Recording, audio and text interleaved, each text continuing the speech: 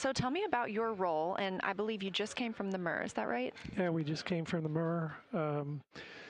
I lead a team of people who developed the guidance, navigation, and control system for Orion. It's kind of a mouthful, but basically, where are we? How do we get to where we want to go? And how do we control the vehicle? We work hand in hand with the people in this room, the flight controllers, and we developed the ProxOps demo and all the other flight ops that we're doing on Artemis 2. Well, now that we're through the ProxOps demo, I would love to hear about what your team was hoping to learn during that demonstration. Yeah, it's a very important data collection activity on Artemis 2. There are basically three categories of things we wanted to learn. Controlling the vehicle involves a whole loop of hardware, software, and people. So we start with the docking camera view that you saw on the NASA TV.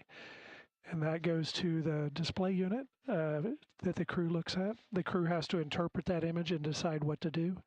And they make commands to the computer and the hand controllers that you saw the crew members deflecting. And those go through our algorithms to determine which jets to fire. And then we have some electronics to pass those commands along. And that causes the vehicle to move, which goes back to the docking camera again. So it's a big loop.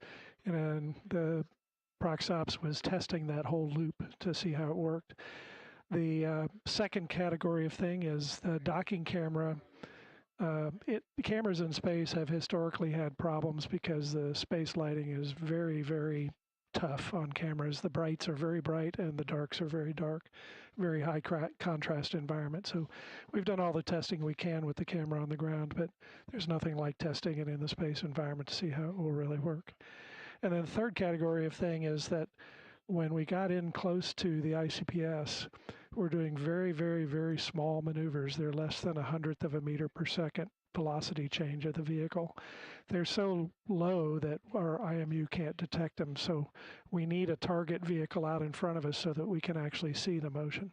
So we collected all that data, and now we have some stuff to look at post-flight. That's fascinating. And I know pilot Victor Glover was really excited to see, and really quickly, we are getting an amazing view right now, I believe, from Orion, and that may be the Earth or the Moon in the very background.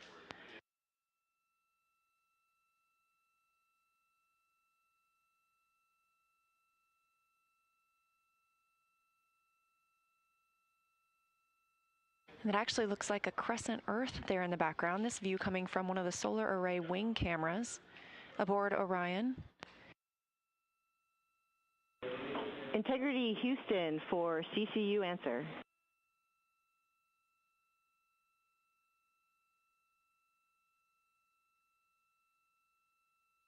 Go ahead. Christina, two options for when you can dump the CCU. One option is today at MET 6 hours 35 minutes, which was during a planned dump time for us, or we can find a time for you to empty the CCU tomorrow.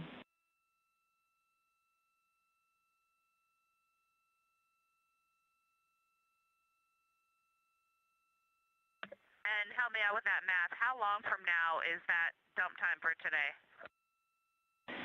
About an hour. And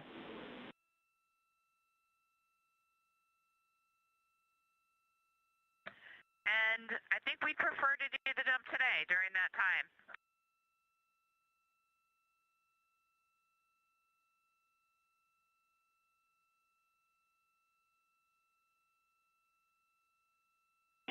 Copy, Christina, and we'll come back to you around that time, letting you know when you're go to dump the CCU. Perfect. Thank you. Some more communications with the crew aboard Orion, calling down to Capcom Amy Dill. And this view on your screen, that is Earth in the center of your screen from the Orion spacecraft. Again, a camera mounted aboard the spacecraft's solar array wing, looking back at all of us. Now, I want to get back to our interview. Dave, the Deputy Manager of Guidance, Navigation, and Control for Orion, talking about prox ops, a really dynamic time. And we heard from NASA astronaut Victor Glover the entire time that he was piloting the spacecraft. And I know that's additional information for your team as well. So what will you interpret from the information about the spacecraft that Victor called down? Yeah, the crew's comments, Victor's in particular, are very important to us. Obviously, when the crew is manually controlling the spacecraft, we're interested in that task being easy for them to accomplish. So Victor was given a lot of feedback while he was flying. It shows his test pilot background, because that's what test pilots do. They mention the good, the bad, and the ugly as they're flying. So that's a very important part of this. We're actually going to get a score from them of how Orion did. It's called handling qualities. It's a time-tested tradition in the aircraft world that we adopted for spaceflight back in the shuttle days. So they will give us, actually give us a score. It's called a handling quality score. Fascinating. So once you get that score from them, when will you get that? And then what will you do to digest that feedback? What's next for your team? Yeah, we'll dive into all of this. We look at the video and look at the commands that the pilots made, that Victor made, and the way the system responded, and look at the video to make sure the vehicle did what we expected it to do. And we'll look at all of that afterwards. We've gotten Victor's comments live now, but we'll get more post-flight when we interview the crew post-flight. Well, that's great. And I know that this is not the only time during the mission that the crew is manually flying the vehicle. There's a manual piloting demo coming up in a few days. So is there anything that your team learned today that helps inform how that demo will go, or any preparations? Yeah, there's actually lots of different kinds of manual piloting tasks. The one that we did today is one of the more complex ones. We did it first because we needed the ICPS to be there, and the ICPS we had a limited amount of time before it had to perform its disposal burn. So these other tasks don't require an ICPS. We'll be doing some tasks of pointing the vehicle. We'll ask the crew to point at a star to simulate a future operation where we need to point the vehicle at a target at long range while the target's still at long range. So there's just lots. We're going to turn jets off to simulate a degraded control system and see how the control system responds. So we have a lot of other manual control tasks coming up. Definitely a lot of action still to come for your group. Yeah, and all this is, we're simulating stuff that we need to, we're not simulating, we're flying stuff that we need to fly on a future flight.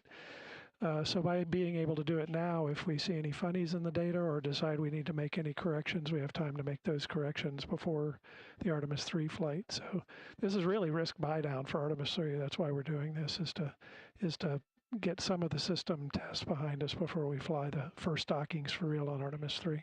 Yeah, absolutely. It's a test flight. And with that, I would love to know how you feel after a crew has now piloted Orion for the very first time. Oh, it's always a great feeling to see something that your team developed go fly for real. I've been around for a while. I've seen this many times, but the luster never fades.